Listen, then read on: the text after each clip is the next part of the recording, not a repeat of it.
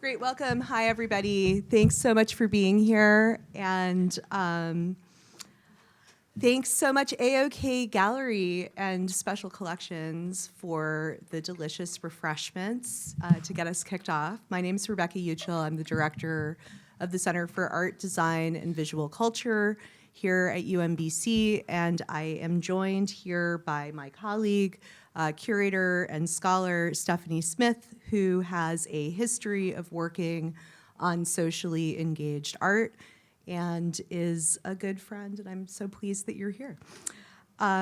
We have sort of I can say I have volunteered us, is really the right way to put this. I volunteered us for a rather challenging task, which is defining the contested art historical term social practice in the presence of an assembly of speakers who have been working in and around this area for years and who hold differing opinions on what it is or if it even exists at all.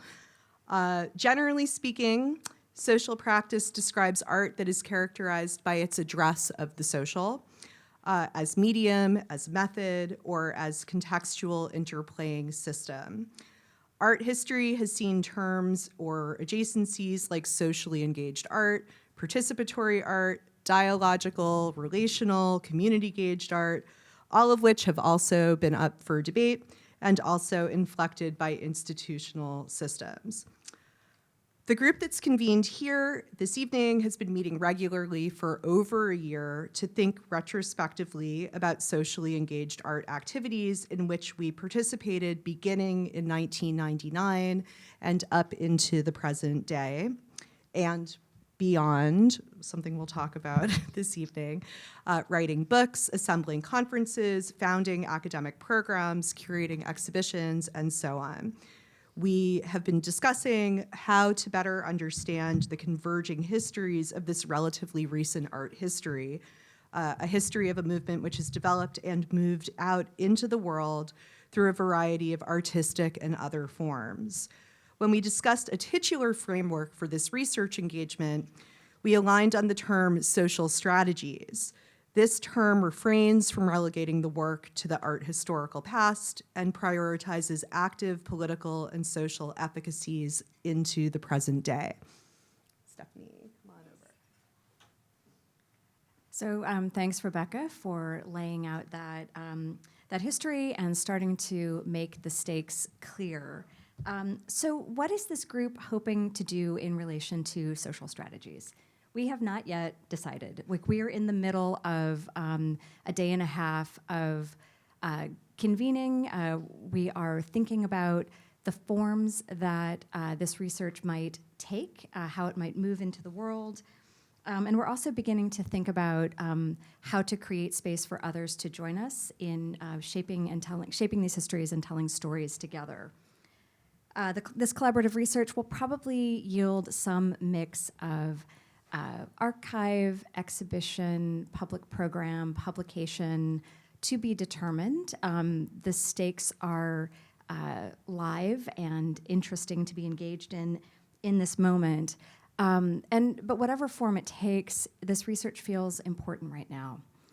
Rebecca and I are both art history nerds, and so there are certainly art historical stakes within this work, but it also feels larger than that and more important than that. It feels like there are strategies that we can learn, these social strategies that we're talking about, that have the potential to offer tools and medicines for this moment. So, and perhaps for audiences right now, for colleagues right now, for ourselves right now, and perhaps for future publics as well.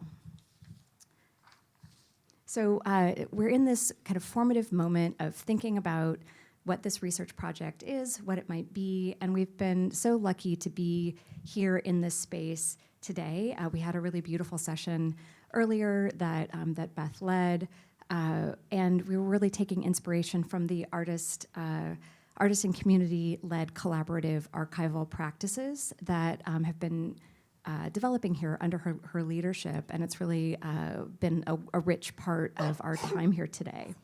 So we want to thank you for that. And that really gives us a chance to consider the role of archives in preserving practices like the ones that we're talking about that are ephemeral, community-led, where there are stakes that may make issues around what to hold, who has access, what forms a kind of archival process takes feel very crucial, and where the stakes in those questions, again, feel very urgent in this moment. So it's an honor and a real joy to have this amazing group of colleagues with us. Everybody has been involved in both shaping these histories and developing frameworks and tools to think about them. They have really extensive and rich bio information that's available on the CADVC website, but just very briefly, we have Chloë Bass, who is an artist and public practitioner, Jen Reyes, an artist, organizer, and writer, Pablo Helguera, artist and educator, Abigail Satinsky, arts organizer and curator, Daniel Tucker, writer, curator, and cultural organizer, and Dan S. Wang, who's an artist and writer. And everybody is, of course, so many more hyphenated things beyond this, but these are the briefest of descriptions that they provided earlier. So we love you all. We're glad that you are here with us tonight, and we look forward to the conversation. Before we get started, I need to very quickly thank, it's a quick thanks, but the thanks is like deeper than how hastily I'm going to get through this.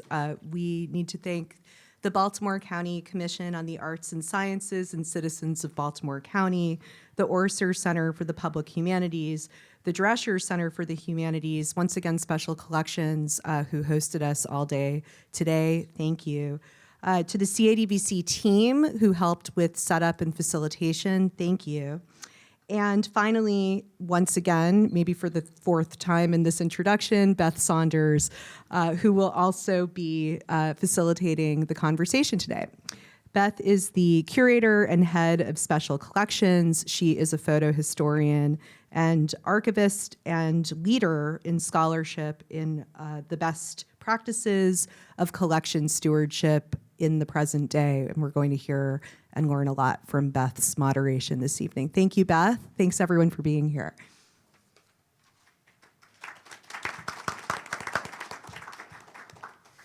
Thank you, Rebecca. I'm very honored. This is a very impressive panel. I'm really excited to hear their perspectives and approaches to thinking about archiving this kind of work.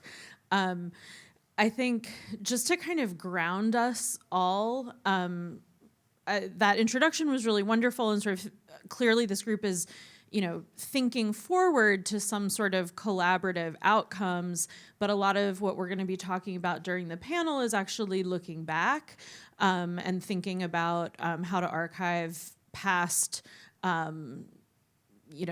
relationships, community-based projects, art projects, that sort of thing. So this is going to be a very practical grounding question. I'm going to go down the row. You each get one example. Yep.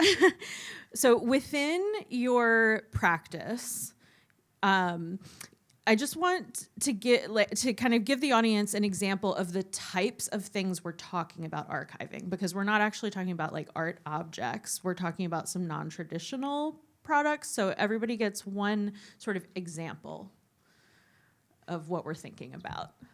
So it's going to go in this direction because Pablo has stepped forward. Of projects we have done, or it could be a project or the actual. One word, one sentence. I'll give you one sentence. I'll be generous. I created a traveling used Spanish language bookstore that is really hard to document. You have to be there to experience it. Perfect. Is this about evidence produced? Evidence. Well, I feel like for me, the kinds of evidence that has been produced through the work that I've done over the years has really changed, right, based on the context and what kind of project. And I'm always just interested in what's actually part of the work and not additive, right? Like what's actually emergent and what makes sense for it. So I can't give one example, but okay, I'll try. A seed library. Maybe I'm seed saving now. Okay. Spanish language library, seed library. I had a series of interactions with 16 different people that I met through Craigslist in Cleveland, Ohio, and it's commemorated in a series of photographs, but also a series of descriptions that were mutually arrived upon between me and my 16 participants, none of whom murdered me.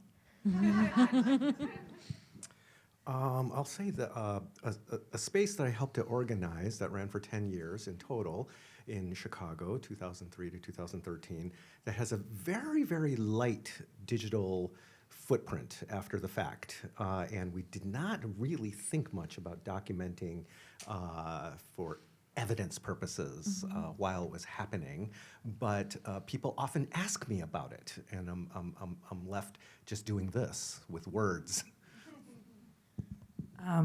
In that vein, my very first project, I would say, that had legs in sort of thinking about socially engaged art was I started a micro grant called Sunday Soup, which was a dinner, and we raised money for artist projects, and everybody that came to the dinner got one vote in how the money was spent. And it had, at a certain point, it became an idea that spread, and it was at its height had around 65 chapters across the world.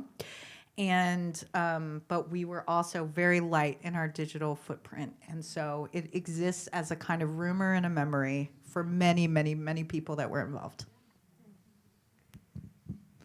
I'll just talk about I started a newspaper that was called Area Chicago, stood for Art Research, Education, and Activism.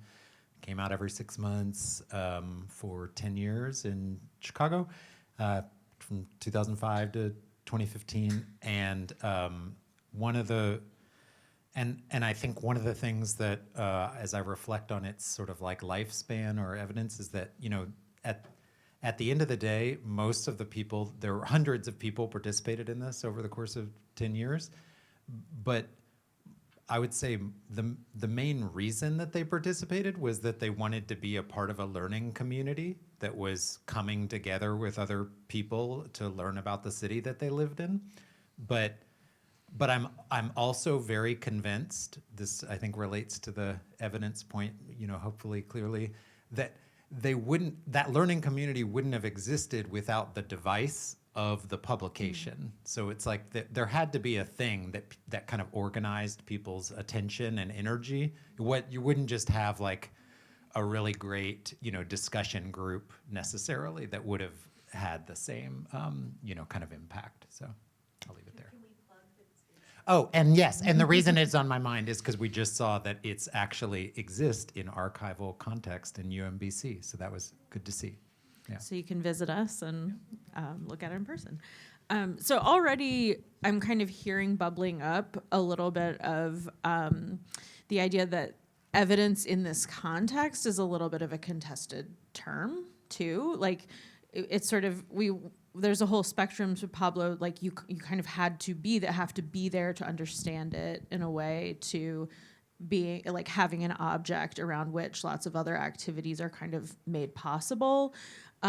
So thinking about how evidence means so many different things across these practices, I'm curious, like who should bear the responsibility for keeping that evidence? And then how, you know, will decisions be made into the future about it? So it's like defining what the evidence means in each case, and then who has that sort of responsibility and authority over it in your way of thinking when you're working with a community or producing in relational capacities. Are we going again? If someone feels moved, I think we could go there, or I can do the teacher call on student. I'm somewhat moved. Okay, yeah, Chloe. I mean, well, I'm moved because I want to make a specific kind of point, right? Which is like, I did what I did, which was make you laugh on purpose. And I made you laugh because actually my real answer to the evidence of most of the projects that I do is that they lie in experience. And so as a way to give you, a bunch of people I've mostly never met before with a couple of really pleasant exceptions, like a window into not just a description of a thing that you've actually probably never seen, but like a memory that this happened, is to tell you a joke and make you laugh, right? And so the responsibility for hosting these things then lies between us somewhere relationally, and what you have to hold is very, very tiny. And if you forget about it, that's okay, but like somebody will remember that action, somebody will remember that laugh, and it kind of puts you into a different frame of mind that might remind you of an experience that I told you about, which is an experience really that only happened between me and these other people. And so it's less about witnessing the artworks that were produced out of this project, and more about understanding that everything is a translation of a relational framework. So coming back to responsibility, right? When we think of that, we talked about shared stewardship a little bit today in the context of archives, and I think of like each of these tiny emotional moments as an abstract example of that. And as art people, we're very comfortable talking about abstraction as a visual form, but I kind of want to give space to talk about abstraction as something beyond just the visual. Can I add to this? I believe we cannot ask the artist to bear the responsibility of preserving anything. There's no ethical demand that an artist should bear in the production of a work. That said, and there's many artists who produces work that are specifically meant to disappear. There was an artist named Stanley Brown from the 60s who would do these very diaphanous performances where he would go on the corner of the street and ask somebody to draw him a map to like get somewhere, and he will exhibit the maps. But he was a really evasive artist. I think in the case of socially engaged art, the responsibility might only appear in as much as one makes a certain claim about what a work is doing. Like if I say, oh, I made this project that is a school, then it's kind of behooves me to actually show you what that was. And that's where documentation becomes really important.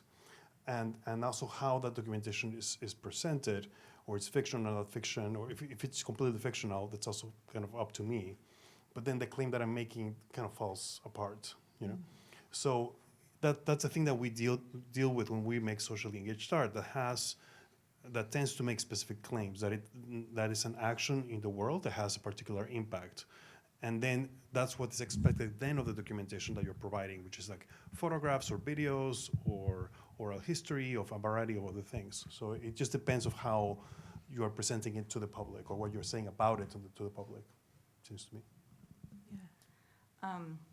One of the things that just came up for me, sorry, I can't get this out, when Chloe was talking, was I think a lot about like socially engaged art as like a process of like a collective self-determination where you're making something happen outside of perhaps ways you've seen it happen in institutions or traditional art spaces.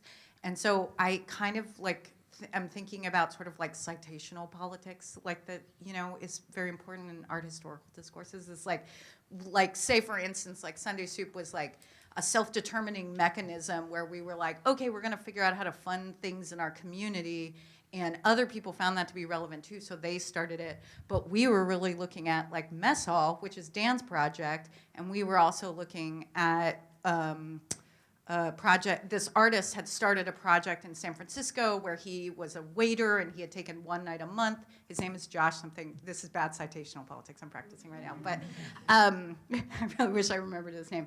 But that we learned from how he was thinking about making. No, it wasn't John Rubin. It was like Josh Green. Josh Green, thank you.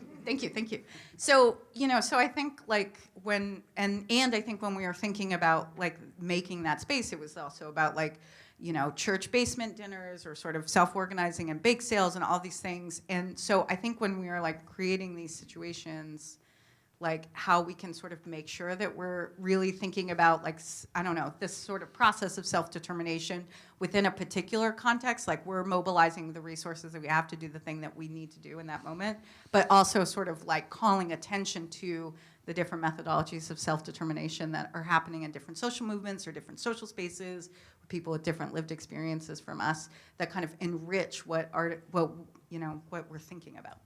Yeah, I mean, going off of that, it's a complex question because it's really about, well, how do you enter into the social agreement to begin with? And that will kind of determine, I think, a lot of the answers to these questions, right? How is consent given? What are the stakes of everyone involved? So, yeah. Daniel, then Dan. Do you- okay. I guess I want to go back to the question of responsibility in this question, and think back to like an experience of like feeling responsible for some history. And I mentioned starting this magazine, and by no means had any real, I started when I was 21 years old. I didn't really like have any sense of responsibility for my own life, let alone anyone else. But I over time, because it was a publication about a place, started to develop a sense of responsibility that I felt towards my peers and my elders in Chicago, who were sort of, I would say kind of predecessors in various kinds of community and activist art in the city. And something started to happen around us, which was a kind of gradual kind of institutionalization, codification of what you might call an art history, or at least like a discourse around art and society, socially engaged art, all the kind of list of things that Stephanie and Rebecca shared with us earlier. And as we started to see that happening around us, my collaborator Rebecca Zorak and I felt like we wanted to make an intervention into that discourse. And so we started an oral history project that was kind of spun out of this magazine, and that was called Never the Same. And it was really like an oral, interviewing people about their very specific local histories of community and activist art in Chicago since the 60s.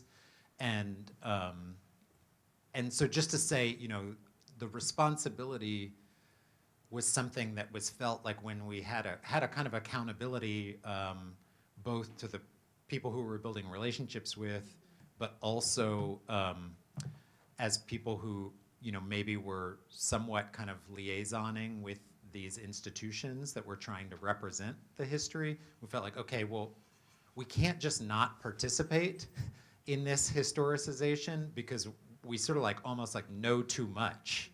We know too much not to participate. We have to advocate, on behalf of the folks who we've been building relationships with. So it's not like a voice of the, I want to be clear, it's not like a voice of the voiceless kind of situation. It's more just like an advocacy for, these narratives. So it's related to the citational politics that Abby mentioned. On the responsibility question, right now I would say even our national archives are not secure. I think it's just as citizens, we all have some responsibility to be advocating for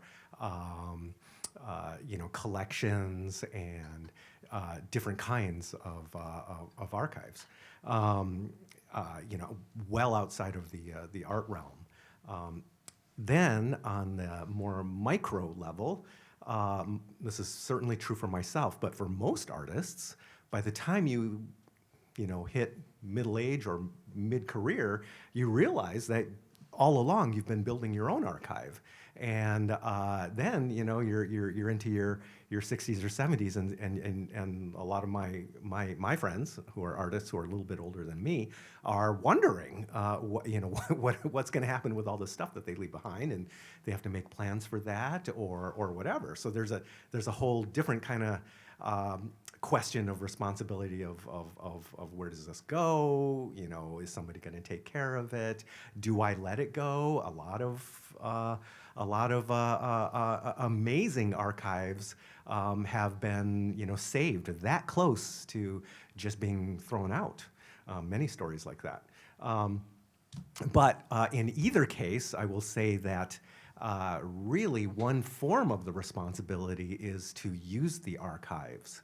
And for all of you here, right, we just came out of this special collections little tour and session where, there's so much cool stuff brought out for us to look at. But once the presentation was over, I mean, for me, I just went straight to the stacks behind where Beth was like speaking, because I saw a bunch of stuff on the shelves that I just wanted to look at while I was in there.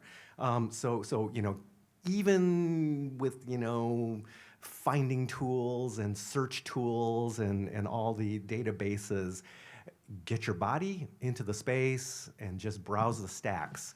That is the way to keep these things alive.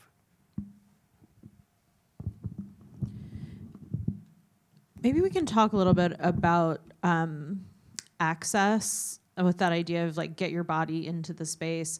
I was just thinking, you've been touching on a real kind of art historical framework that maybe you're sometimes like kind of needing to push against in doing this kind of work. But if these are social practices, you're almost speaking on behalf of other people here in some ways, because the projects involve many collaborators and involve publics. And so I think that question of authority and responsibility comes up. And so I'm curious, like, what are the ways that as you're developing these projects, what are you hearing from the publics who are participating and from the collaborators in terms of how they view the longevity of these experiences? Like, are you getting feedback about the possibility of these events, or websites or whatever, like product, quote unquote? Are you getting feedback in real time that then contributes to how you're moving forward with how you might archive it into the future?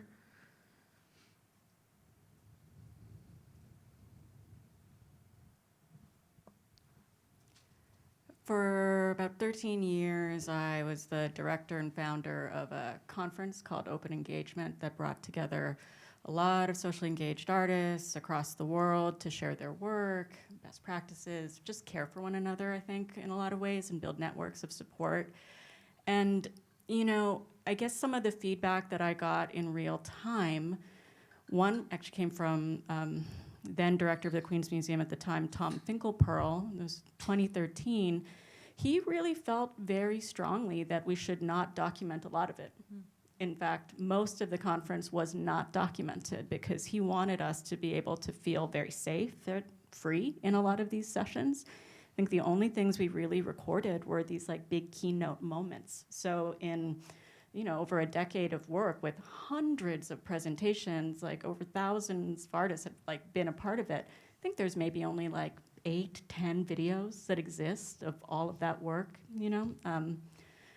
and I think it was important to hear that feedback and not go like documentarian crazy, I think, right? I think it would have felt like a very different space. Yeah. This is a very important point that Jen is making.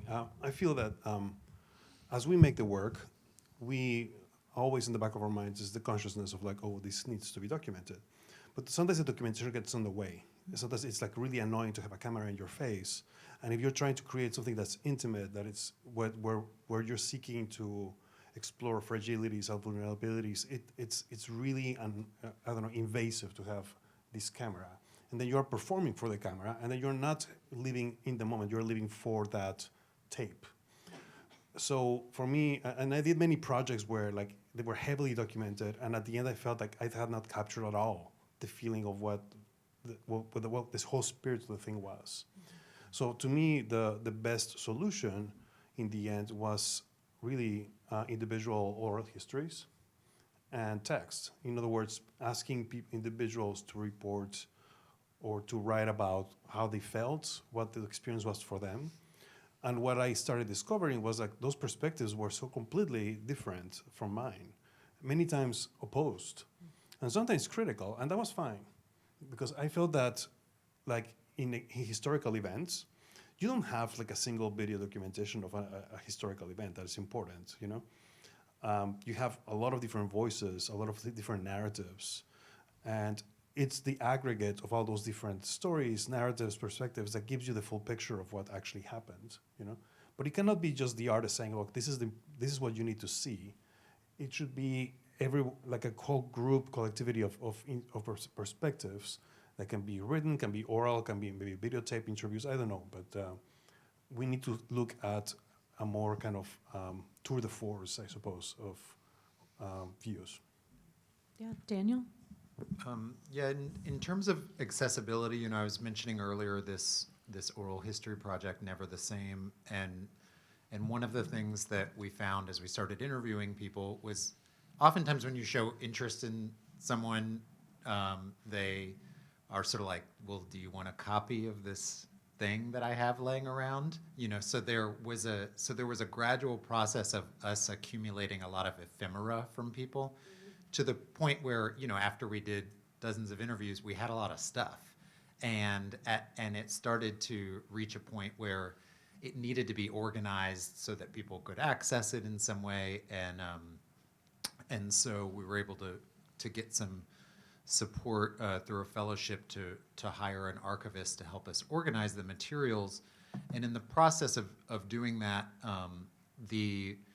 one of the ways that we also kind of tried to activate that collection in terms of the kind of accessibility question was to do a show and tell, not unlike one you would do here at the library, right? But where the form we just settled on was what we called unfurlings, where we would lay out a blanket and people would, and whoever was doing that particular, you know, kind of show and tell would unfurl parts of their own personal collection, and then we would supplement it with things from our collection. And it was just, you know, I mean, in the same way that we're, you know, oriented now like towards a screen, it just allowed us to be oriented, you know, around this blanket like you would at like a flea market or something, or a picnic. And so there was a way in which that, you know, very basic form became really useful for people to kind of narrate their own histories through objects and material. And I think that in a lot of ways that informed where we headed with the project. I mean, there's a lot more history that I'll skip over, but just to say, we ultimately the collection was acquired by the Newberry Library in Chicago, but it led to us creating an agreement with the Newberry about the ways in which we could continue to add and take out materials from the collection that was, you know, not typical of the way that they acquired it, but it was important to us that, you know, people who had contributed still be able to like take something out and do an unfurling or do an exhibition or whatever with it, you know. So. I mean, just to add something kind of maybe obvious is that we've also all made books about like the projects that we've done, and I think like books, it's such a dumb thing to say, but it's like they just like offer this other way of thinking about the multivocal experience of a social encounter. So like, for instance, I worked on a 5-year project called Art for the Future, Artist Call Against U.S. Intervention in Central America, which was essentially a documentation project around a set of organizing that happened in the 1980s by artists across the country that were organizing against Reagan's intervention at that time. And what was kind of interesting about that project was that there was an archive of the organizing of that project held at the Museum of Modern Art.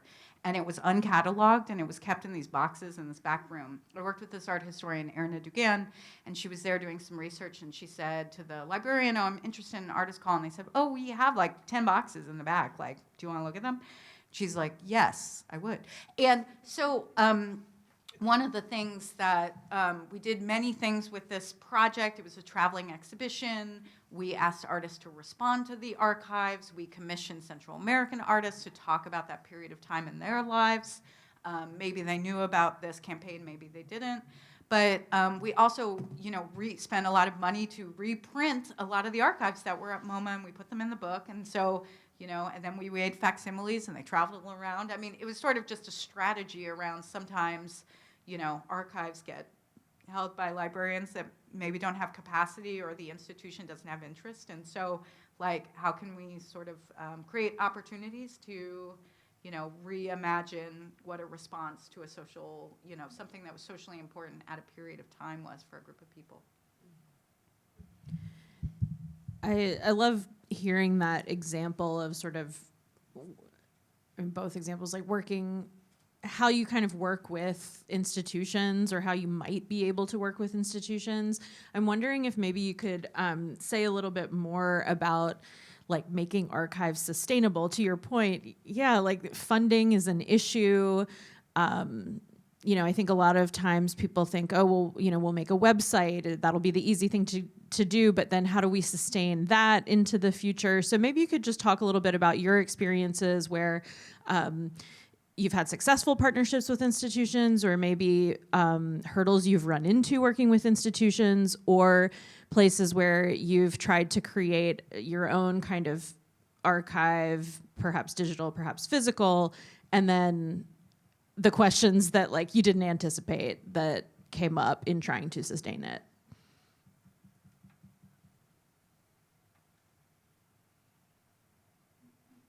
Say that again? Yeah, that's long. I'm just interested in your real concrete experiences with archiving and either working with institutions or starting to go through your own archives and the questions that you're asking. I just sort of your experience of how do I make this sustainable, for myself, for other people. I'll bring up an example that touches on that, I think, a little. I used to work at the Museum of Modern Art, so I worked on many, many different exhibitions from the education department area. And in many cases, we were dealing with artists whose work was kind of connected to social practice or performative or socially engaged in some ways that were very difficult to document. An example was Lygia Clark, of which the museum did a big exhibition more than 10 years ago. Lygia Clark, at the end of her life, decided that she was going to leave art and only do therapies. And she did these incredible one-on-one therapies at home using a variety of objects that she created. We see that now as kind of like a precursor to social practice. And it's a really difficult thing to convey to a public because these were intimate one-on-one things. You cannot really do it in a gallery with 100 people. Also, she felt that her therapies needed to happen over a period of months. So forget it. There's just no way in one visit you can get a sense of it. So we had to devise an approximation of what that could look like. So it was almost like creating a living archive of that experience. And thankfully, she passed away in the 80s, but her two ex-assistants who did the therapy still do these same therapies in Brazil. They're still alive. And they're amazing people. So they trained our educators to perform these therapies for one another. So we did these demonstrations. It was impossible to show the original experience. Forget it, that will never happen again, right?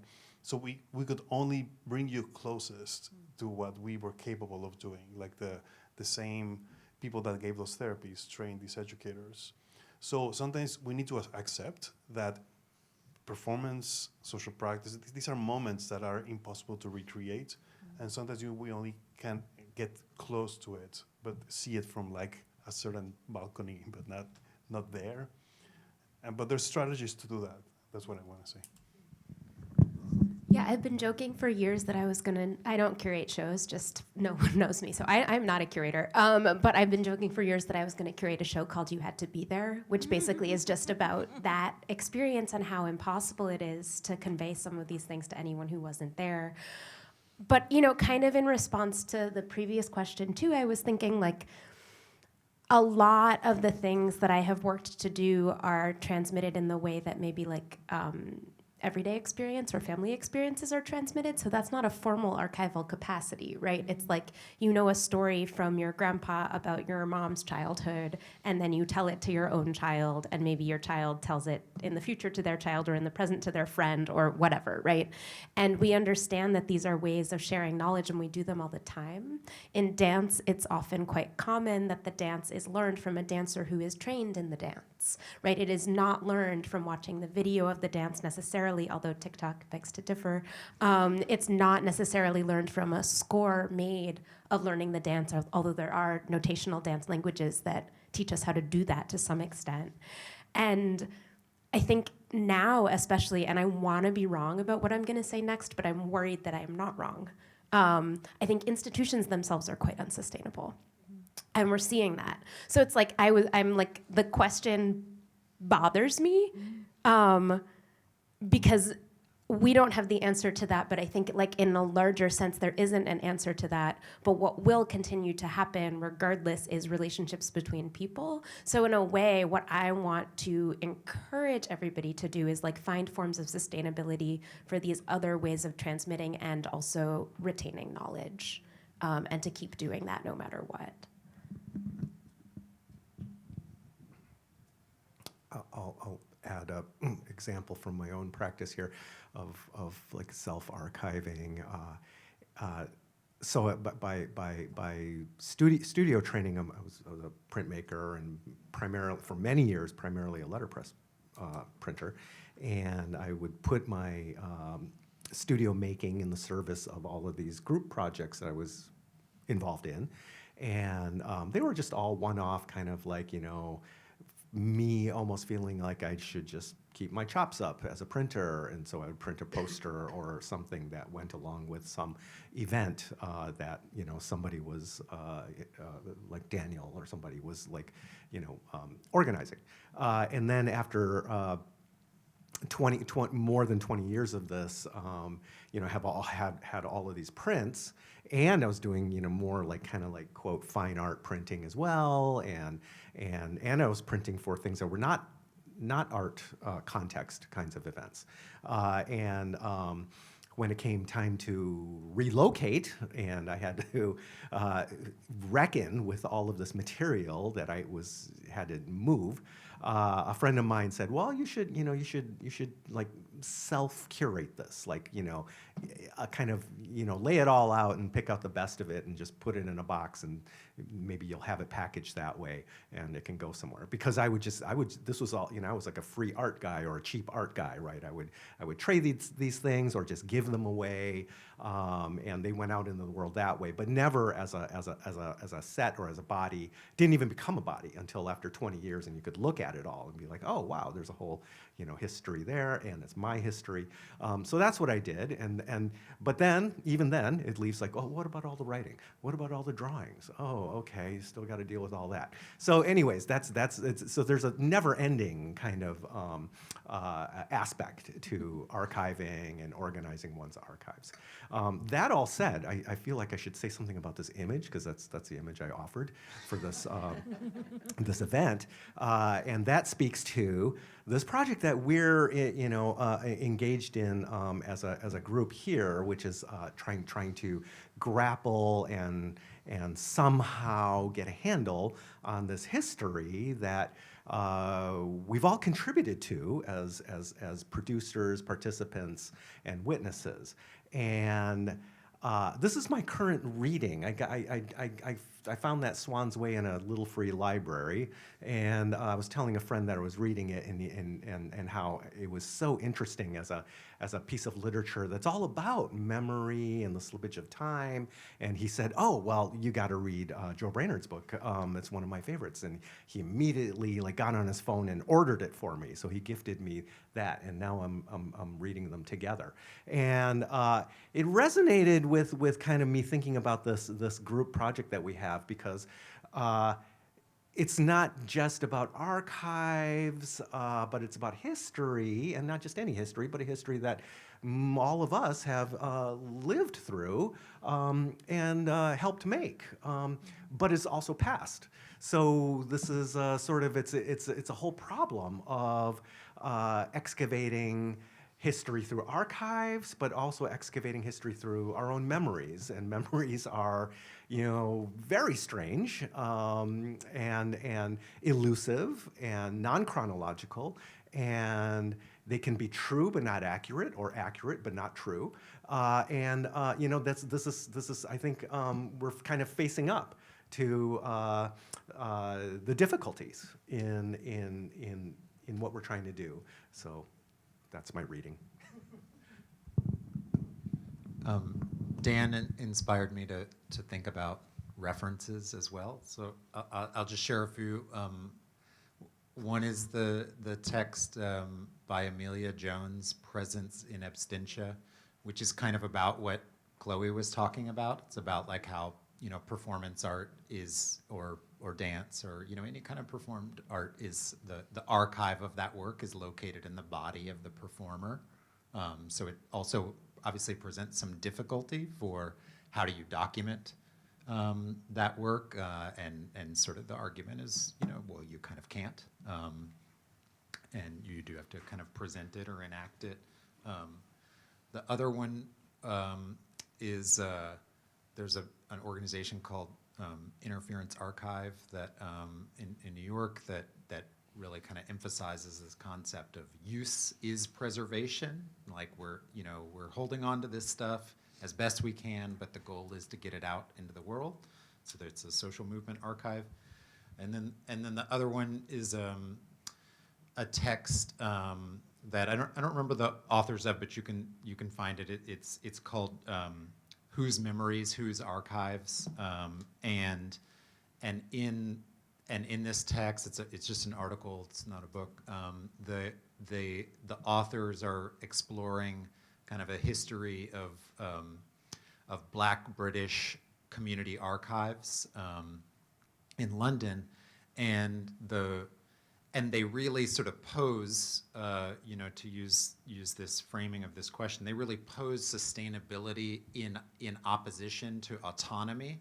They're sort of like, okay, you can either be sustainable or you can be autonomous, but you probably can't be both. And these are community archives that really valued their autonomy and prioritized it because they had been historically excluded from institutional archives or misrepresented in them. So more to say about that, obviously, but leave it there.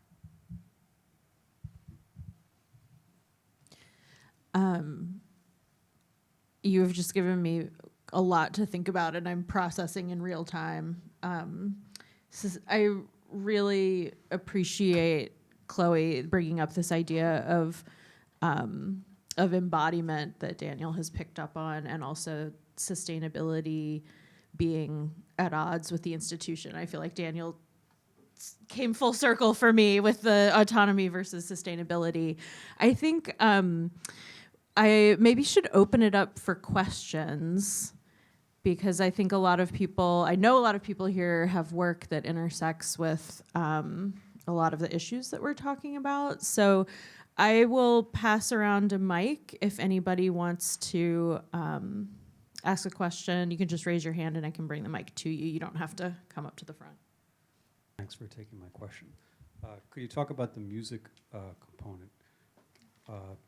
Archival music, reaching an audience that it takes some time for, to develop an audience. Bands that, are now active, maybe got their start when they were teenagers and broke up, and now they're having a longer run than they ever did when they were originally there. Could you talk about anything relating to musical archiving, be it documentation or control, or any of these issues that you're talking about? Thank you.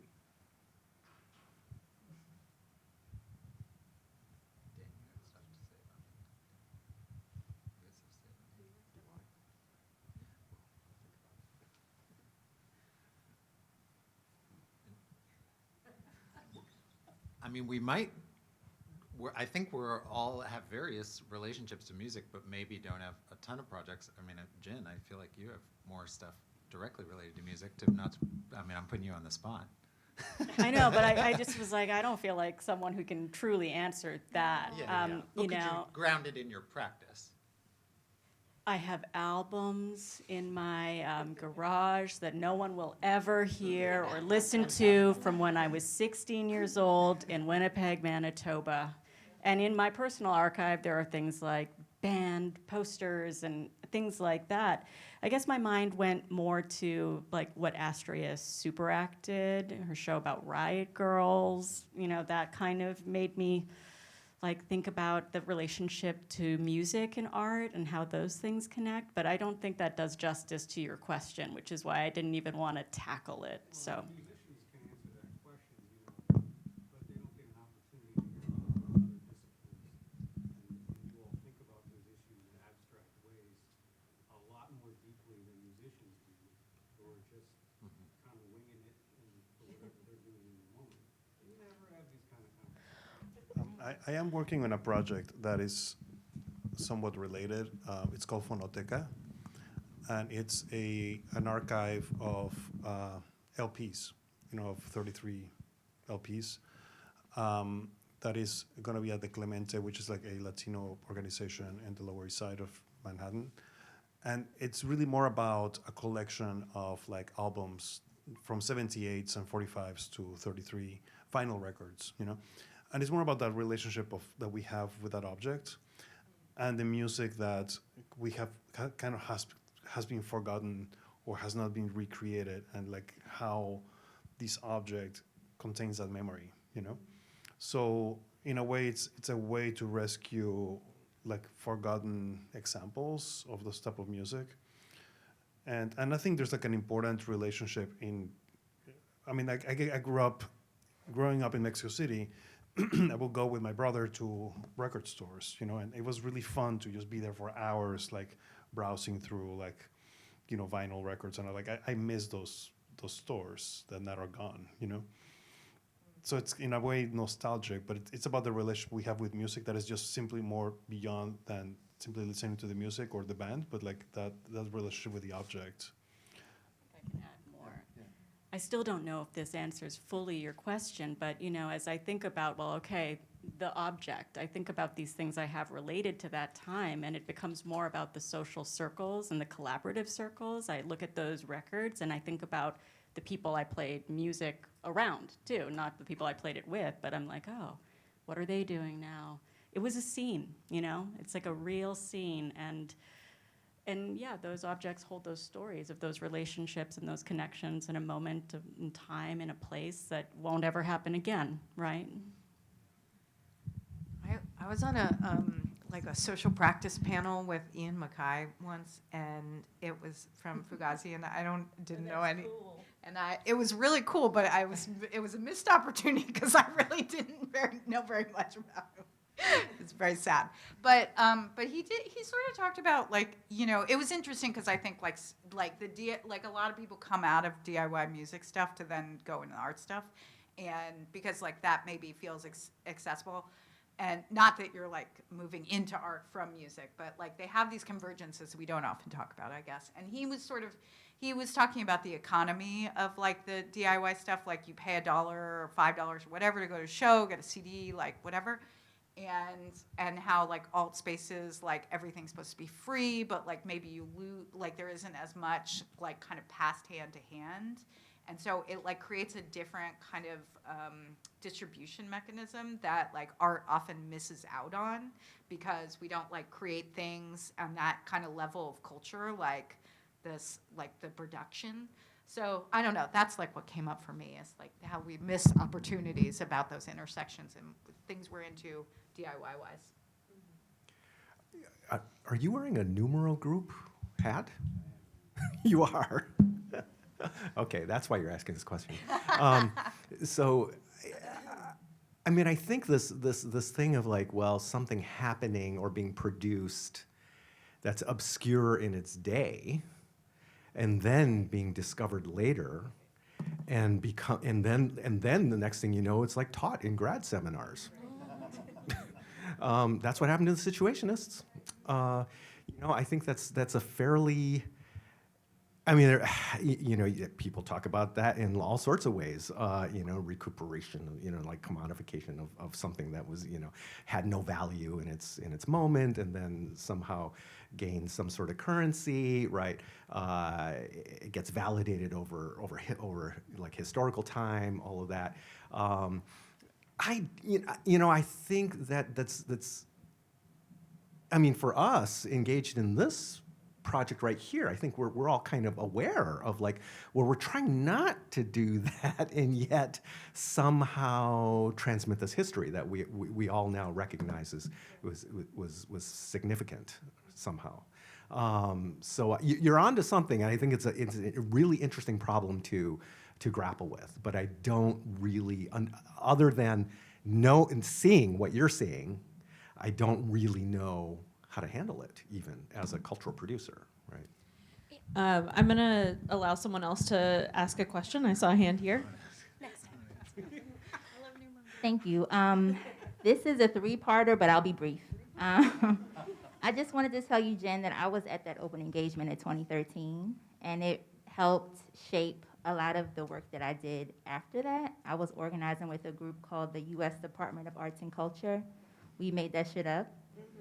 And people got mad, and we invited people to imagine, and so that was the beginning of that, and it was just really awesome to be in that space. I wanted to thank you for that. Chloe, I appreciate the laughter, and I understand why, and I appreciate the way you talked about that, so thank you. And I was reading an art book, We Won a Revolution, 65 to 85, Black women artists. And I'm reading something that Emma Amos wrote, really funny, like 10 steps or 20 steps to be a Black woman artist. She wrote in like the 80s. And it's this little mention of Heresies magazine, which is a feminist art magazine. I had never heard of it. And so then I'd take this deeper dive and basically like acquire almost all the journals. And I feel like I'm hoarding. And I'm thinking about what was said about use as preservation. I want to share it with folks, and I'm not quite sure how to take the first step. I want to have other Black women artists look through the archives. And I'm just curious if any signals or things come up when I say that and describe that. It's a journal, it's 27 of them, written between 1968 and 78. And I want us to like remix it and explore it and trouble it. And so any things that come up for you around what my first step might be. My first step is always call my friends. Yes. So call your friends, which is like a silly suggestion, but also a real suggestion, because I hope that you, like I, are blessed and privileged to have really interesting, awesome friends who are maybe the people that you're looking for. We were talking over the course of today about different types of organizing in this moment, and we talked really about like, if there's 8 of us here and we're doing something, but then we each go to 8 other rooms after this, right? That's like a whole heck ton lot more people very quickly. And I do think you'll also learn a lot from the ways that people engage with that material that will teach you about what your frameworks are for moving forward with doing that work. And so I don't know what the next step is for you after that, because you will know. But call your friends. Any other questions for the panelists? Wait, oh, all of a sudden, everybody, hands shot up. I'm sorry, Rebecca, you don't, yep.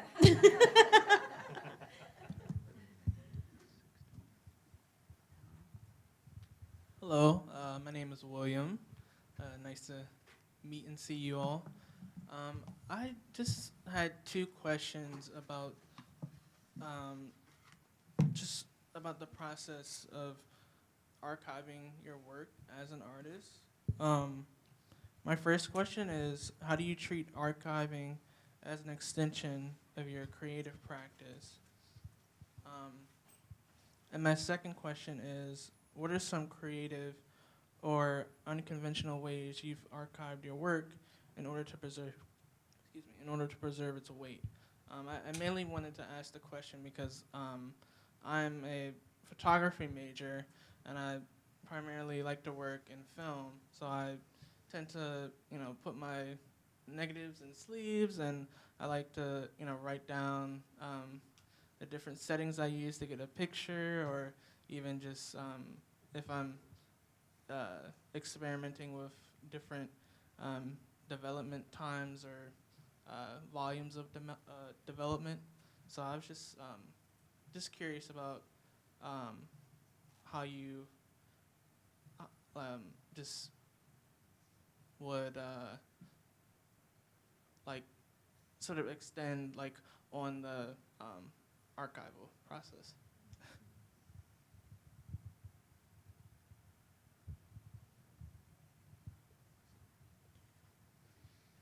Anybody want to address those sort of logistical thoughts? Are there, maybe when you even first got started, like you kind of mentioned you started going through it and then you thought, do I need to curate this? How do I deal with it? Yeah. I mean, I don't know how exactly helpful this will be, but thanks for the question, William. I mentioned that when we were getting all this ephemera from people we were interviewing, that we were able to we got some funding to hire an archivist, and that archivist, her name is Skyla Hearn, and she's a part of a group of Black women archivists called the Black. I'm gonna say the word wrong. It's like black. It's not blacktivist. It's blark. It's like blarktivist. It's like the Black archivist activist combo word. And one of their kind of approaches that they use in working with a lot of community organizations that don't have a lot of resources for archiving, but just need to get the work done, is like they just do the very simple service of offering a one of these like archival boxes, just drop it off at any organization and just say, okay, do us a favor. Just put anything you have duplicates of, put the second copy in here, and we'll do the rest, but just fill up the box, for now. And I do think to some extent the artist, strategy is similar. I mean, it's a little bit different with artwork, or with original artworks, but at least just insisting that you're always putting duplicate copies in a box that is maybe for safekeeping. May Again, I step in here? Very basic. I don't want to step on our panelists' toes, but what I will say, William, is Special Collections we have a lot of photographs, and our Special Collections librarian, whose name is Susan Graham, would be very happy to have a consultation with you.